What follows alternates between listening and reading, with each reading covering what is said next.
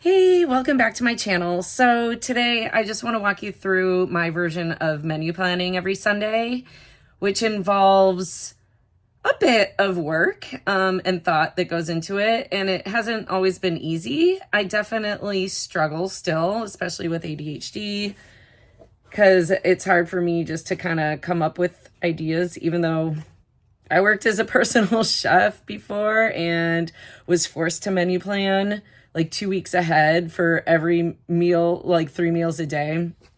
So I know the value of putting a plan together and being able to be like one step ahead of the game with, just pulling out meats, defrosting it, having ingredients ready to go, having a general idea. So come with me on my venture. I'm going to show you my process of how I do it.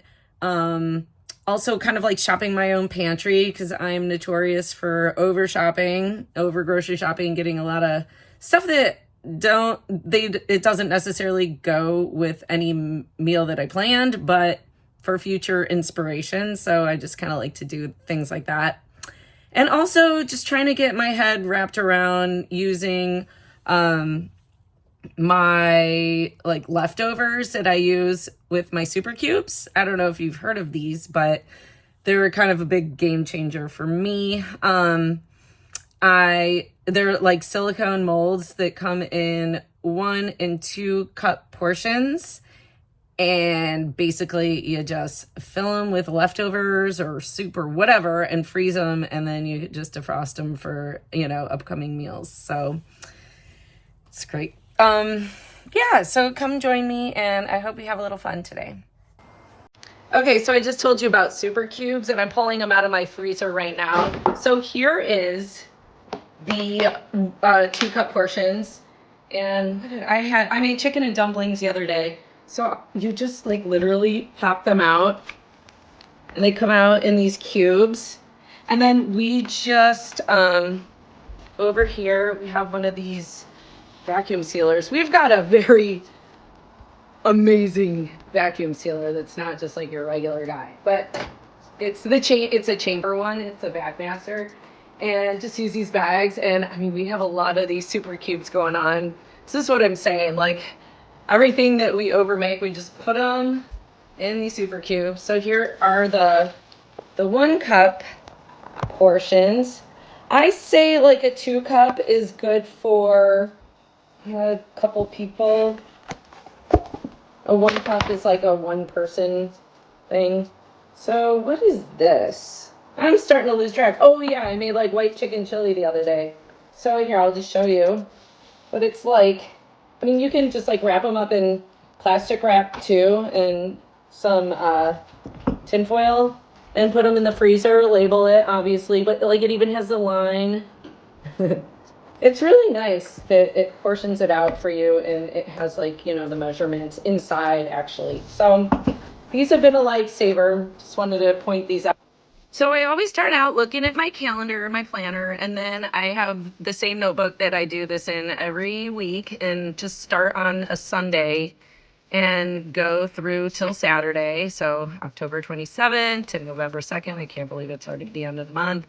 And then I just like make, little chart, little grid with each day of the week and just start brainstorming what I think I might want to make, just kind of loosely based on whatever I'm craving or what I know that we might have in the freezer or fridge. Fridays are always a given. We always have pizza on Fridays, so that's nice. It's kind of a no-brainer. But for everything else, I'm going to just have to figure it out. So here's me just kind of shopping my pantry. This is the downstairs one, and here I'm looking at some clams, which is giving me a good idea for clam chowder since I like to do a soup at least once a week when the weather gets cold. And we also have this freezer that is specifically for leftovers and, bulk meats that we get at Costco. So here's an example of some super cubes that we have.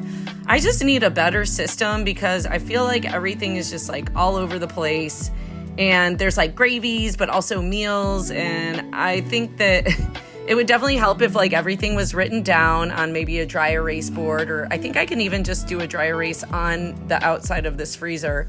But see, I don't even know what we have. I don't know what we're working with. So it makes menu planning a little tricky. But like, yeah, here we're getting into the drawers that have meat and, you know, definitely not supposed to have this in this drawer. It's supposed to be just like chicken and pork, like the white meats.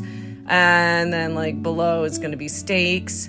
So as I'm looking at this, I'm thinking maybe I should include some family members on this decision. I definitely, like, here's some chicken enchiladas, but does everybody want chicken enchiladas? I don't know. So I'm going to involve, you know, asking my family. I'm going to start with my husband, ask the kids.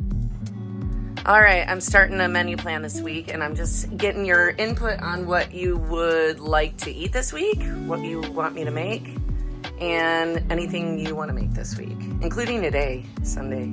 I don't know what I want to make today. I haven't figured it out, but clam chowder. Clam chowder? Clam chowder. Okay, and I have a sourdough still in the freezer, so maybe I'll just use that with it. Sounds perfect. Okay, and we have pizza possibly on Wednesday, so do we want to do pizza again on Friday? Or should we kind of have another idea for that? Ooh, why don't we make our own pizzas? On Friday? Yeah, on Friday. Okay, so I'll make pizza dough probably on Thursday or so. Okay, so your only input is you want clam chowder. Do you want to do any leftovers from any of the super cubes? I mean, yeah, let's do leftovers at one night. Let's just figure out a night and go in and okay, do some leftovers. Clean out that freezer a little bit. All right, got it. So I'm just in the fridge looking for clues, looking for ingredients that I could use, anything to inspire me. Like I see some cheese over there, and I got some tortillas that I could use maybe, and some mystery items that remind me that I need to clear out the fridge. All right, so I always check the produce drawers. Not much for the fruits and vegetables, so I know that I got to go to the store and pick up some more. So I always like these stocked super full because I'll make meals and then I always have, you know, a side of veg. And so, you know. So this is our main pantry upstairs where we keep a lot of ingredients that make meals come together. So I'm just poking around and also getting ideas for what snacks I want to make. But here's the 00 flour that I'm going to put in eyesight because I'm going to make some pizzas on Friday, homemade, because we're actually going out for pizza on Wednesday. I forgot about that. So just, you know, I'm realizing that a lot of my problem is that things are kind of covering the main ingredients that we have for pulling meals together, like these canned goods, you know, sauces and beans and coconut milk and stuff. So I'm starting to realize that maybe this week I'm going to have to clear it out and make more sense out of it. But still, you know, it is what it is. And lastly, I'm checking the freezer. This is good. I mean, I have stuff for breakfast. I made some lemon ricotta pancakes, but here's something. Like I got to pull out the beef for the meatballs and probably pack away these super cubes with leftovers from just a few days ago. But yeah, it's easy to lose track of what we've got to work with because the freezer holds a lot of stuff. So I'm just poking around and seeing what we could use, even like for veg and whatnot, so I don't have to run off to the store and, you know, go overboard. But here's also just getting ideas because this is kind of how I menu plan as well. I just see like what's in there and think, oh, I've got pesto. So even if I'm not using it this week, I'll kind of plan ahead and think about things for the upcoming week. And then for lunches too and whatnot. Yeah, it's just fun to shop your own fridge and freezer and pantries. And here's the frozen sourdough that I need to pull out to complement the clam chowder that we're going to have too. First. All right, you guys, I'm menu planning this week and I want everybody's input on what I should make, what we should eat. So Roscoe, do you have any suggestions? Pasta. You want pasta? What kind of pasta?